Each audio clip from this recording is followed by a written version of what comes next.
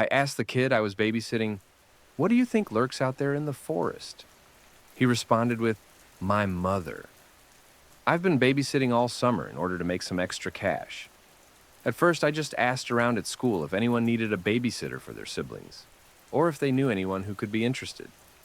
I started babysitting kids whose families I knew, but eventually I needed more money, so I put up an ad on Craigslist. It wasn't long until I got a response. The family lived in the suburbs, but what bothered me was how close to the woods their house was, and the fact that they didn't have any neighbors. I got a bit freaked out at first, considering the fact that they were strangers with a cabin in the woods, but decided to push through the fear for the money. The house was a cozy little cabin, clean, with a garden in the back that had a gate which led to a trail in the woods. They had little lanterns hung out in the garden and a swing all the way in the back.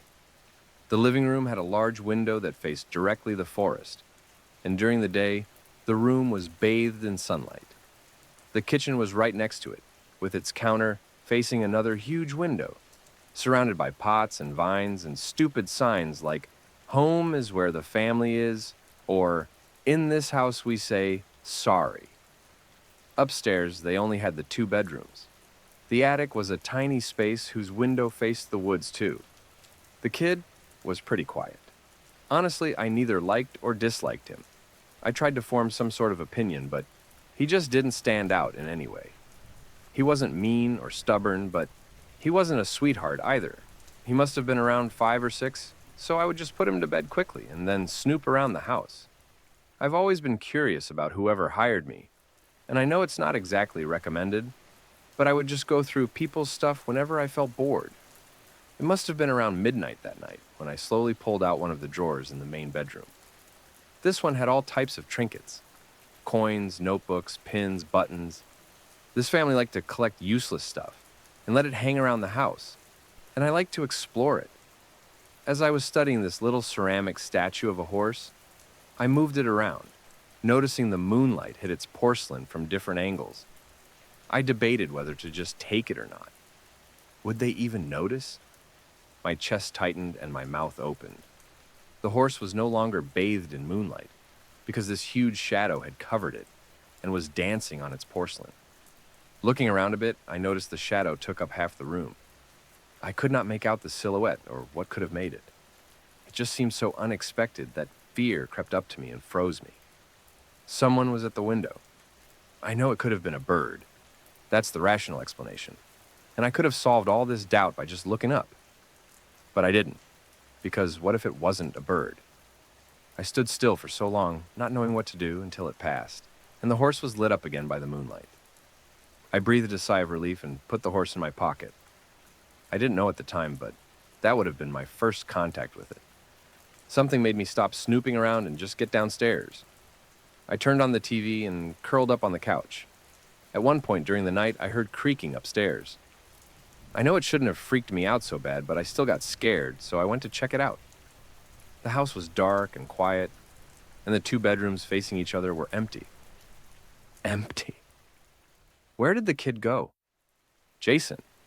My voice pierced the silence, and I felt like an intruder, destroying the quiet of the night. Jason, where did you go? I kept having the feeling of being watched, so I turned around, fixated on the attic door, which was now opened. My instincts kept telling me to just leave, but my head, now spinning, refused. What if we had an intruder? What if he'd taken Jason? If I had just looked up at the window when the shadow passed, now I'd know what I was dealing with. If I'd just had the courage to face it.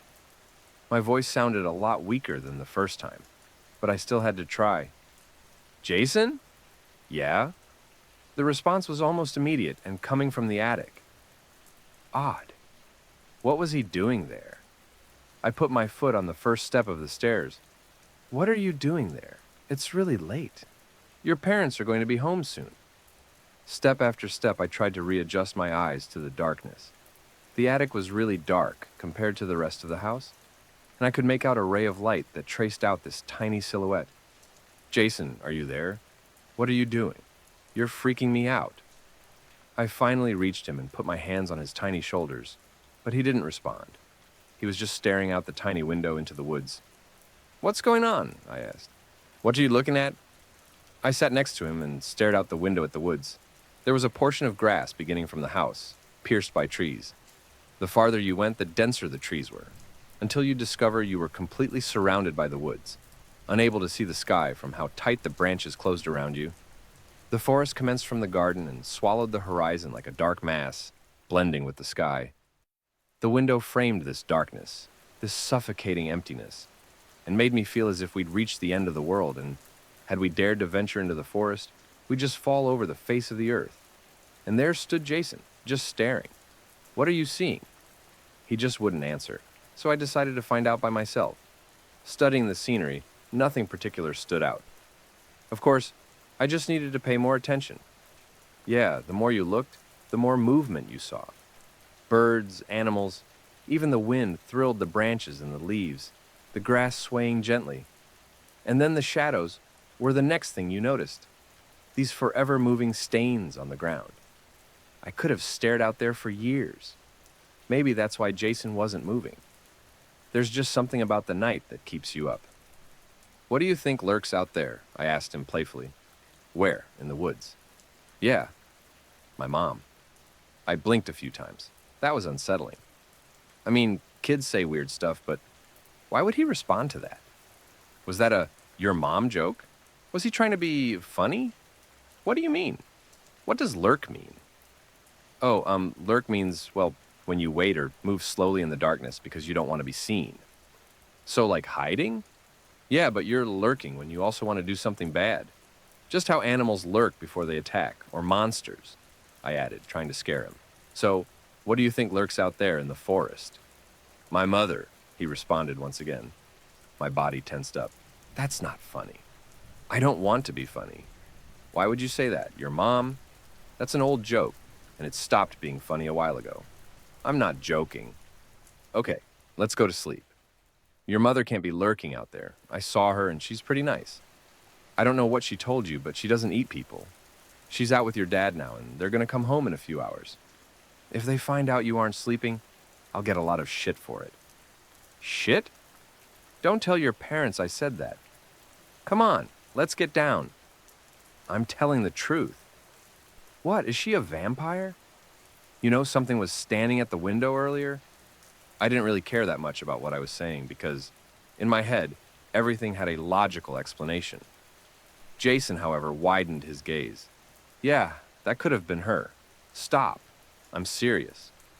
"And what does she want from us? Does she want to eat me?" We were now in his bedroom, and I had tucked him into bed. I had my back to the window, facing the hallway, which had now become way creepier than expected. "She doesn't want to eat you." "That's so great. I taste horrible. Good night." I tried to stand up and leave, but he grabbed me. "Wait, don't go. Look at me." "What, now?" "I want to tell you about this dream I had. This dream that woke me up, but you have to pay attention." "Okay. So, in my dream, I was in the garden, and I was thirsty, and you were there too, and you tried to leave, but there were a lot of bushes around, and you got lost. And I found this puppet. I hate it when people tell me about their dreams, but I sat there listening, facing Jason with my back to the window. Not because his story was interesting, not because I liked being there, because while he held me there, his eyes kept darting to the window, and I'd seen the shadow cover his face. Because he'd insisted I looked at him, but in reality he didn't want me to turn around.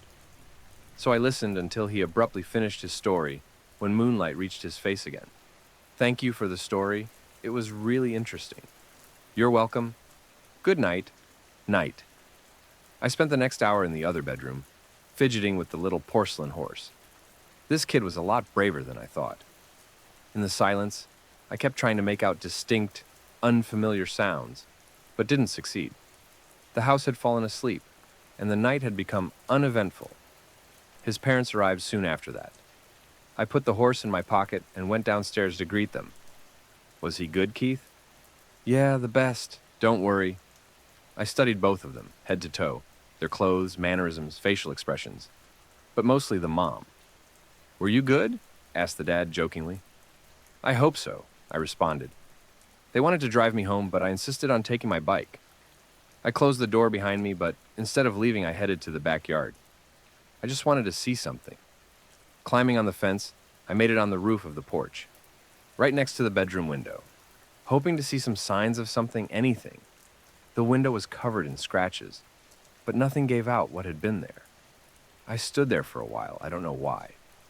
The parents had gone to sleep, and Jason was probably asleep in his room too. I studied the garden from that angle, then the woods, as quiet as a mouse. Then the room where the parents were sleeping.